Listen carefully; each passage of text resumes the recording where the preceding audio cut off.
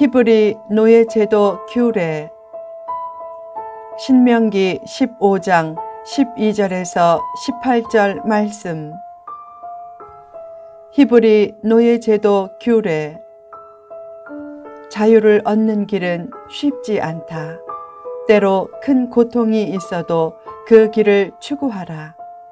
큰 자유를 위해 내 자유를 희생하면 그 희생만큼 보상이 따른다.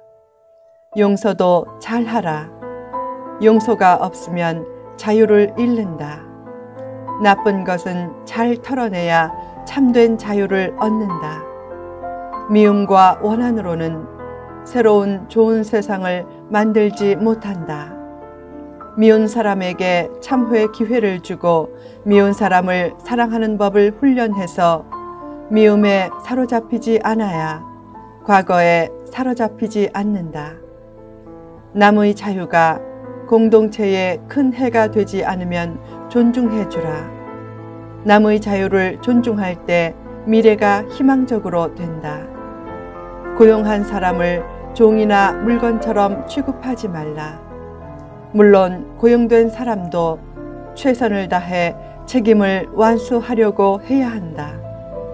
고용한 자와 고용된 자는 서로를 힘써 존중해야 한다. 히브리 노예제도 규례는 고용된 사람을 어떻게 대해야 하는지에 대한 좋은 지침이다. 본문에는 종 문제와 관련된 몇 가지 규례가 언급된다. 1. 7년째 놓아주라. 히브리인이 동족인 히브리인을 종으로 삼으면 남녀를 불문하고 7년째에는 해방시켜 주어야 했다. 종을 안식년이 되는 7년째에 놓아주게 한 것은 현실적으로는 종 제도를 용납했지만 원칙적으로는 사람을 종으로 삼으면 안 된다는 암시다. 또한 사람을 종이나 물건처럼 취급하지 말고 하나님의 형상을 닮은 존재로서 존중해야 하고 사람에게 자유만큼 소중한 가치는 없다는 뜻이다.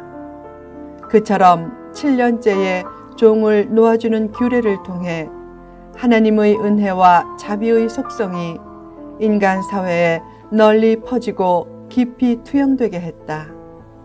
하나님은 무한한 예지력으로 하나님의 형상대로 창조된 사람이 죄를 짓는 길을 선택할 줄 알면서도 스스로 자기 길을 선택할 수 있는 자유의지를 주셨다. 그만큼 사람에게 자유는 최상의 가치다. 그 자유를 가지고 하나님의 품과 뜻과 길을 선택할 때 하나님은 가장 기뻐하신다. 하나님도 억압하시지 않는 최상의 가치인 자유를 사람이 오래 억압하는 것은 하나님의 진노와 심판을 부르는 최악의 죄가 될 수 있다. 2. 후히 주어 보내라.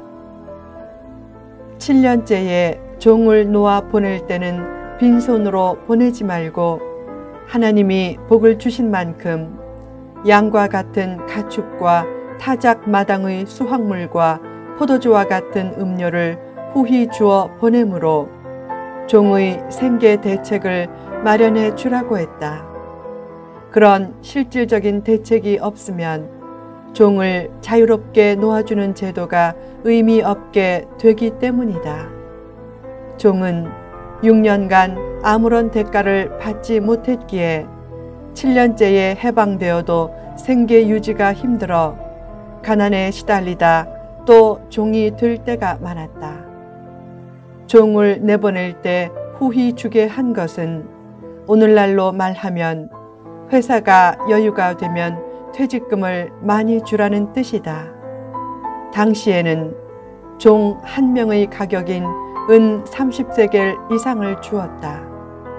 당시 품꾼 한 명의 1년 임금이 약 10세겔이었는데 종이 열심히 6년간 충성했다면 60세겔의 노동력을 제공한 셈이기에 종의 몸값 30세겔을 제하고도 30세겔을 퇴직금조로 주라는 뜻이다.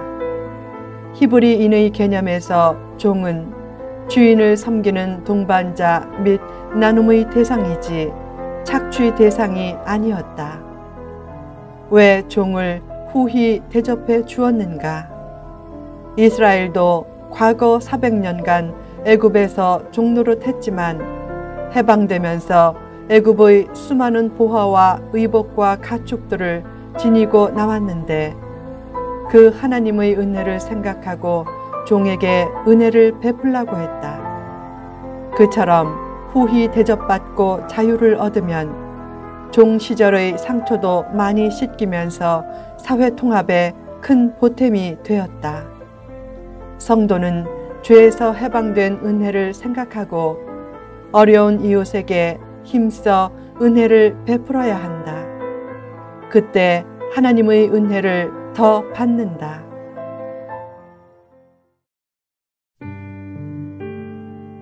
(3) 자유종을 귀히 여기라. 당시 히브리 사회에서는 종을 잘 대해주는 주인이 많았고 종의 신분도 상당히 보장된 편이었기에 7년째에도 종이 주인의 집을 떠나지 않겠다는 경우도 많았다. 그처럼 스스로 자유를 포기한 종은 재판장에게 데리고 가서 법적인 공증을 받고 종의 귀를 주인집의 대문이나 대문 기둥에 대고 송곳으로 구멍을 뚫었다. 그 의식은 그 종이 주인과 주인의 집에 영원히 예속된 것을 상징하는 의식이었다. 당시 이마나 어깨에 종의 표시인 화인을 새겼던 이방인 종에 비해 귀에 구멍을 뚫고 귀걸이를 하게 한 것은 고통스런 잔인한 행위는 아니었다. 의식에 사용했던 송곳은 주인의 집 문이나 문설주에 꽂아놓아 그 종이 그 집의 종임을 상기시켰다. 주인의 첩이 된 여종은 7년이 되어도 해방되지 못했지만 일반 여종은 남종처럼 7년째에 해방될 수 있었다. 그처럼 주인이 너무 좋아서 자유의지에 따라 주인의 영원한 종이 되겠다고 귀를 뚫고 귀걸이를 한 종을 자유종이라고 한다. 어떤 사람은 언뜻 생각한다. 아무리 주인이 좋아도 어떻게 평생 종으로 자처하며 살까? 자존심도 없고 종의식에 사로잡힌 사람이네. 배부른 종이 되기보다 가난한 자유인이 되지. 그런 생각은 자유종의 개념을 잘 이해하지 못한 생각이다. 자유종은 말만 종이지 주인이 거의 가족처럼 대했고 상당한 자유가 보장되었고 사회적인 인식에서도 귀걸이를 한 자유종은 일반인처럼 존중했다. 자유에는 책임이 뒤따른다. 히브리 종은 착취와 억압을 받는 노예가 아니었다. 오히려 6년 기한의 고용인 같은 존재였다. 결국 노예제도 규례는 하나님이 노예제도를 인정한 것이 아니라 종이 있는 현실에서 종의 인권을 보장해 주려는 선한 의도가 담긴 제도였다. 문제는 아무리 선한 의도를 가진 제도라도 그 제도를 이기적인 욕심으로 악용하는 것이다. 선한 의도를 가진 히브리 노예 제도를 주인이 욕심을 부려 악용하기도 했고 때로는 종이 악용하기도 했다. 종에게 자유를 주도록 정해진 규례를 빌미로 자유의 참된 의미를 오해하고 남용하면 안 된다. 믿음 생활을 할 때도 죄 사함으로 인한 자유가 방종으로 흐르지 않게 하라.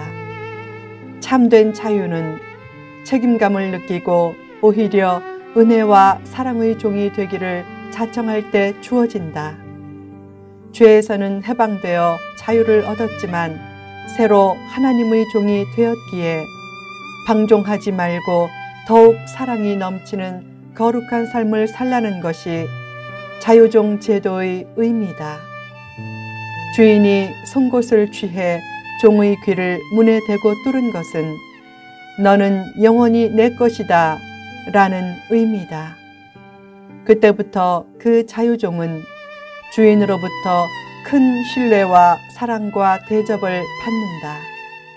영적인 의미에서 성도는 죄에서 해방된 자유인이지만 새롭게 예수님의 사랑의 노예가 된 자유종이기에 은혜 아래에 있다고 해서 마음대로 행동하기보다 오히려 더욱 성도답게 행해야 한다. 한 남자가 하녀를 고용하고 규칙을 세웠다. 아침 6시에 기상해 7시까지 식사 준비를 끝낸다. 이 규칙을 어기면 해고한다. 그녀는 그 규칙대로 살다가 점차 주인이 그녀와 사랑에 빠져 결혼하게 되었다. 하녀 위치에서 자유로운 아내가 되자 그녀가 말했다. 여보, 저는 더 이상 하녀가 아니라 아내니까 이제부터 마음대로 행동할래요. 전엔 6시에 일어났지만 이젠 10시에 일어날래요. 만약 그렇게 한다면 그것은 자유를 남용한 방종이다. 하녀의 위치에서 아내의 위치가 되었다면 규칙으로 정한 6시 기상이 아니라 사랑하는 마음이 담긴 5시 기상도 생각해야 한다. 믿음과 은혜는 율법을 폐하는 것이 아니라 율법을 굳게 하는 것이어야 한다. 율법에서 벗어나 은혜 시대에 살아도 방종하지 않고 은혜와 사랑이란 새로운 관계 속에서 더욱 성도답게 살려고 할 때 하나님은 그 자유종 성도를 크게 기뻐하시며 풍성한 축복을 내려주실 것이다.